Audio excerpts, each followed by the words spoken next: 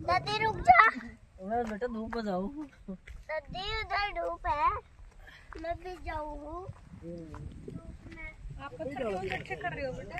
क्या हरियाणी बोला दादा दादी बोले बोलने की कोशिश कर रहे हैं। अरे फिर वो चश्मा लगा के बच्चे क्या होता है? हमारी गले बोलो हरियाणी भैया वीडियो बना ला रही है। फोटो खींच दो। फोटो भी खींचूंगा। तो आप खींच दो, वो वीडियो बना रहे हैं।